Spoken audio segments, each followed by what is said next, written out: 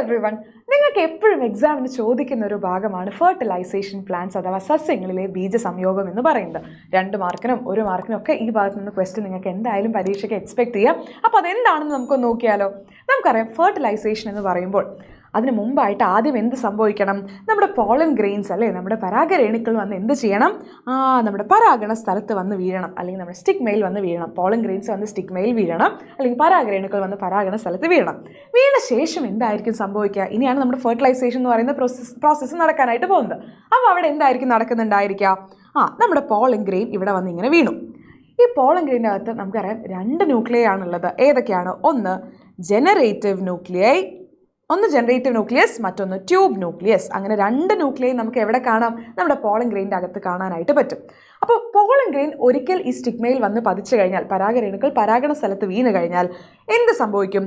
ഈ പോളൻ ഗ്രെയിനിൽ നിന്നും ഒരു പോളൻ ട്യൂബ് താഴേക്ക് ഇങ്ങനെ ഡെവലപ്പ് ചെയ്യാനായിട്ട് തുടങ്ങും. ഇതാണ് നമ്മുടെ പോളൻ ട്യൂബ് എന്ന് പറയുന്നത്. ഒരു ട്യൂബ്, ഒരു കുഴൽ പോലെയുള്ള സംഭവം. ഓക്കെ, ഒരു പോളൻ ട്യൂബ് ഇങ്ങനെ ഡെവലപ്പ് ചെയ്യും. ഓക്കെ, ഒരു പരാഗനാളി, പോളൻ ട്യൂബ് അല്ലെങ്കിൽ പരാഗനാളി ഇങ്ങനെ ഡെവലപ്പ് ചെയ്യും.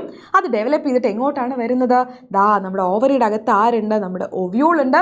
ഈ ഒവ്യൂളിൻ്റെ അകത്തായിട്ട് ആരിയ്ക്കുന്നുണ്ട്? നമ്മുടെ എഗ്ഗ് ഇരിക്കുന്നുണ്ട് അല്ലേ? ഇവിടെയായിട്ട് നമ്മുടെ എഗ്ഗ് അല്ലെങ്കിൽ അണ്ടമുണ്ട്. അതേപോലെ തന്നെ എന്താണ്? അതേപോലെ തന്നെ ഇവിടെയായിട്ട് നമ്മുടെ പോളാർ ന്യൂക്ലിയയും ഇരിക്കുന്നുണ്ടായിരിക്കും. ഓക്കെ, പോളാർ ന്യൂക്ലിയയും ഉണ്ടായിരിക്കും. ഇത് കൂടാതെ കുറച്ച് ആൾക്കാരും ഒവ്യൂളിൻ്റെ അകത്ത് ഇരിക്കുന്നുണ്ട്. അവരെ പറ്റിയൊന്നും നമുക്ക് ഇപ്പം അങ്ങനെ കാര്യമായിട്ട് പഠിക്കാനൊന്നുമില്ല. നിങ്ങൾ ജസ്റ്റ് ഒന്ന് അറിഞ്ഞിരുന്നാൽ മതി. ഇവരുടെ കൂടെ കുറച്ച് പേരൊക്കെ ഉണ്ട്, അവരെ പറ്റിയൊന്നും നമുക്ക് പഠിക്കണം. നമുക്ക് ആകെ അറിയേണ്ടത് നമ്മുടെ എഗ്ഗിനെ പറ്റിയും പോളാർ ന്യൂക്ലിയയെ പറ്റിയാണ്. ഓക്കെ, അപ്പോൾ നമ്മൾ പറഞ്ഞ പോലെ തന്നെ എന്ത് സംഭവിച്ചു? നമ്മുടെ പോളൻ ട്യൂബ് ഇങ്ങനെ ഡെവലപ്പ് ചെയ്ത് ഇങ്ങനെ താഴേക്ക് വന്നു അല്ലേ? പോളൻ ട്യൂബ് ഇങ്ങനെ ഡെവലപ്പ് ചെയ്ത് വരണം. കാരണം പോളൻ ട്യൂബിൻ്റെ അകത്ത് ആരൊക്കെ ഉണ്ട്? ഇപ്പോൾ നമുക്കറിയാം ജനറേറ്റീവ് ആൻഡ് ട്യൂബ് ന്യൂക്ലിയസ്, ഈ 2 പേരാണ് ഇരിക്കുന്നത്. ഈ പോളൻ ട്യൂബ് ഡെവലപ്പ് ചെയ്ത് കഴിഞ്ഞാൽ നമ്മുടെ ഈ ട്യൂബ് ന്യൂക്ലിയസ് എന്ത് ചെയ്യും? ട്യൂബ് ന്യൂക്ലിയസ് എന്ന് പറയുന്നത് ഡിസ്ഇൻറ്റഗ്രേറ്റ് ചെയ്ത് പോകാനായിട്ട് തുടങ്ങും, അല്ലെങ്കിൽ ശിഥിലീകരിച്ച് പോകാനായിട്ട് തുടങ്ങും.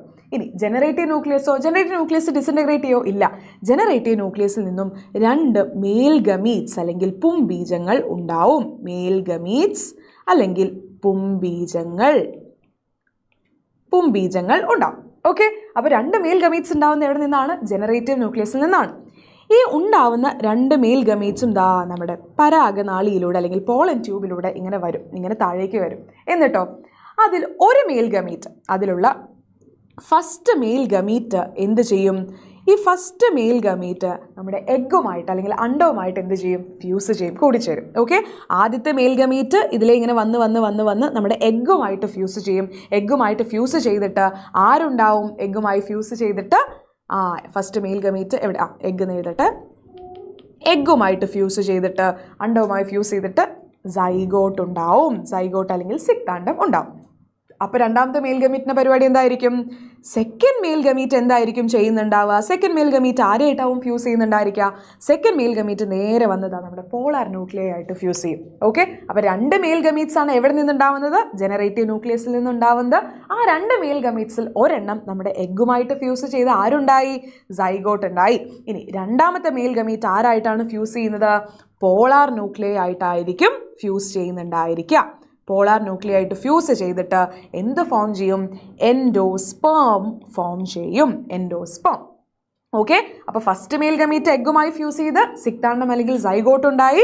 സെക്കൻഡ് മെയിൽ ഗമീറ്റ് പോളാർ ന്യൂക്ലിയയുമായിട്ട് ഫ്യൂസ് ചെയ്തിട്ട് എൻഡോസ്പേം ഉണ്ടായി. ഇനി എന്താണ് ഈ സൈഗോട്ടിനും എൻഡോസ്പേമിനും ഒക്കെ സംഭവിക്കുക? എന്താണ് ഈ സൈഗോട്ട് ആരായിട്ട് മാറും മക്കളെ? സൈഗോട്ട് എന്ന് പറയുന്നത് വളർന്നിട്ട് എംബ്രിയോ ആയിട്ട് മാറും. സൈഗോട്ട് എന്ന് പറയുന്നത് വളർന്നിട്ട് എംബ്രിയോ ആയിട്ട് അല്ലെങ്കിൽ ഭ്രൂണമായിട്ട് മാറും. അങ്ങനെയാണെങ്കിൽ നമ്മുടെ എൻഡോസ്പേമിൻ്റെ ഫംഗ്ഷൻ എന്താ? ഈ എൻഡോസ്പേമിൻ്റെ ഫംഗ്ഷൻ എന്താണെന്ന് വെച്ച് കഴിഞ്ഞാൽ, ഈ വളർന്നു വരുന്ന സൈഗോട്ട് വളർന്ന ആരാവണം? നമ്മുടെ എംബ്രിയോ ആയിട്ട് മാറണം. അപ്പോൾ സൈഗോട്ട് വളർന്ന് എംബ്രിയോ ആവണമെന്നുണ്ടെങ്കിൽ അതിന് എന്തൊക്കെ വേണം? അതിന് കുറേ ന്യൂട്രിയൻസും അതിന് വേണ്ടിയിട്ടുള്ള സ്റ്റോർഡ് ഫുഡൊക്കെ വേണ്ടേ? അതിന് ഭക്ഷണം വേണ്ടേ? അതിന് വളർന്ന് വലുതായി ഒരു എംബ്രിയോ ആയിട്ട് മാറണമെന്നുണ്ടെങ്കിൽ എന്ത് വേണം? ഫുഡ് വേണം. ആ ഫുഡ് എന്ന് പറയുന്നത് ആരാണ് കൊടുക്കുക? എൻഡോസ്പേം ആയിരിക്കും കൊടുക്കുന്നുണ്ടായിരിക്കുക. എൻഡോസ്പേം ആണ് അതിൻ്റെ സ്റ്റോർഡ് ഫുഡ് എന്ന് പറയുന്നത്. ക്ലിയർ ആണോ? അപ്പോൾ നമ്മൾ പറഞ്ഞ പോലെ ഈ പറഞ്ഞ നമ്മുടെ പോളൻ ഗ്രെയിൻ അല്ലെ, പോളൻ ഗ്രെയിൻ അല്ലെങ്കിൽ പരാഗരേണു എന്ത് ചെയ്യും, നമ്മുടെ പരാഗണ സ്ഥലത്ത് വന്ന് വീഴും, സ്റ്റിഗ്മയിൽ വന്ന് വീഴും. വീണ് കഴിഞ്ഞാൽ ഉടനെ എന്ത് സംഭവിക്കും, ഒരു പോളൻ ട്യൂബ് ഉണ്ടാവാൻ തുടങ്ങും. ആ പോളൻ ട്യൂബ് ഉണ്ടായി കഴിഞ്ഞാൽ നമുക്കറിയാം പോളൻ ഗ്രെയിനകത്ത് 2 ന്യൂക്ലിയൈ ഉണ്ട്, ജനറേറ്റീവും ട്യൂബും. ട്യൂബ് എന്ത് ചെയ്യും, ഡിസിൻറ്റഗ്രേറ്റ് പോവും. ട്യൂബിന് വലിയ താല്പര്യമൊന്നുമില്ല, അതിനകത്തേക്ക് വരാൻ വലിയ താല്പര്യമില്ല. ജനറേറ്റീവ് ന്യൂക്ലിയസ് എന്താണ്, 2 മെയിൽ ഗമീറ്റ്സിനെ ഉണ്ടാക്കും. അതിൽ ജനറേറ്റീവ് ന്യൂക്ലിയസിൽ നിന്നും 2 മെയിൽ ഗമീറ്റ്സ് ഉണ്ടാവും. അതിൽ ഒരു മെയിൽ ഗമീറ്റ് എന്ന് പറയുന്നത് നമ്മുടെ എഗ്ഗുമായിട്ട് ഫ്യൂസ് ചെയ്ത് സൈഗോട്ട് ഉണ്ടാവും. ഇനി രണ്ടാമത്തെ മെയിൽ ഗമീറ്റോ പോളാർ ന്യൂക്ലിയർ ആയിട്ട് ഫോം ചെയ്ത എൻഡോസ്പേമും ഉണ്ടാവും. ഓക്കെ, ക്ലിയർ ആണോ? അതുണ്ടായി കഴിഞ്ഞാൽ ഉണ്ടാവുന്ന ആ സൈഗോട്ട് പിന്നീട് എംബ്രിയോ ആയിട്ട് മാറും. എൻഡോസ്പേം എന്ന് പറയുന്നത് അതിന് വേണ്ട ഭക്ഷണം, അതിന് വേണ്ട സ്റ്റോർഡ് ഫുഡായിട്ട് ആക്ട് ചെയ്യും. ഓക്കെ, അപ്പോൾ നമ്മൾ പറഞ്ഞ കാര്യം തന്നെയാണ്. ഒരു മെയിൽ ഗമീറ്റ്, ഓവറിയിലെത്തുന്ന ഒരു മെയിൽ ഗമീറ്റ് പോളൻ ട്യൂബിൽ നിന്നും വരുന്ന ഒരെണ്ണം സൈഗോട്ടായിട്ട് എഗ്ഗുമായി ഫ്യൂസ് ചെയ്ത് സൈഗോട്ട് ഉണ്ടാവും. സെക്കൻഡ് മെയിൽ ഗമീറ്റ് പോളാർ ന്യൂക്ലിയറുമായിട്ട് എന്ത് ചെയ്യും, ഫ്യൂസ് ചെയ്ത ശേഷം അതിൽ നിന്നും എൻഡോസ്പേം ഉണ്ടാവും. ഓക്കെ, ഇനി സൈഗോട്ട് ഡെവലപ്പ് ചെയ്തിട്ട് എന്താവും, എംബ്രിയോ ആയിട്ട് മാറും. എൻഡോസ്പേം എന്ന് പറയുന്നത് അതിനാവശ്യമായിട്ടുള്ള എംബ്രിയോയുടെ ഗ്രോത്തിന് ആവശ്യമായിട്ടുള്ള സ്റ്റോർഡ് ഫുഡായിട്ടും മാറും. അതിന് വേണ്ട ഭക്ഷണമൊക്കെ ആയിട്ട് എൻഡോസ്പേമും മാറും. ഓക്കെ, അപ്പോൾ നമ്മൾ പറഞ്ഞ പോലെ സിക്താണ്ഡം വളർന്ന് ഭ്രൂണമാവും. എൻഡോസ്പേം ഭ്രൂണ വളർച്ചയ്ക്ക് ആവശ്യമായിട്ടുള്ള സമൃദ്ധാഹാരമായിട്ടും മാറും. ക്ലിയർ ആണോ? എന്താണ് ഈ ഫെർട്ടിലൈസേഷൻ അല്ലെങ്കിൽ ഈ പറയുന്ന ബീജസംയോഗം, സസ്യങ്ങളിലെ ബീജസംയോഗം അല്ലെങ്കിൽ ഫെർട്ടിലൈസേഷൻ പ്ലാൻസ് എന്നുള്ളത് ക്ലിയർ ആയോ എല്ലാവർക്കും? എല്ലാവർക്കും വീഡിയോ ഇഷ്ടപ്പെട്ടു എന്നുണ്ടെങ്കിൽ എന്തായാലും നമ്മുടെ ചാനൽ സബ്സ്ക്രൈബ് ചെയ്യുക. കാരണം ഇനിയും ഇതുപോലുള്ള ഒരുപാട് വീഡിയോസ്, ഒരുപാട് ഇൻഫർമേറ്റീവ് വീഡിയോസ് നമ്മുടെ ചാനലിൽ ഇനിയും വരുന്നുണ്ടായിരിക്കും. വീഡിയോ ഇഷ്ടപ്പെട്ടു എന്നുണ്ടെങ്കിൽ ലൈക്ക് ചെയ്യുക, ഫ്രണ്ട്സിനൊക്കെ ഷെയർ ചെയ്ത് കൊടുക്കുകയും ചെയ്യുക. Thank you.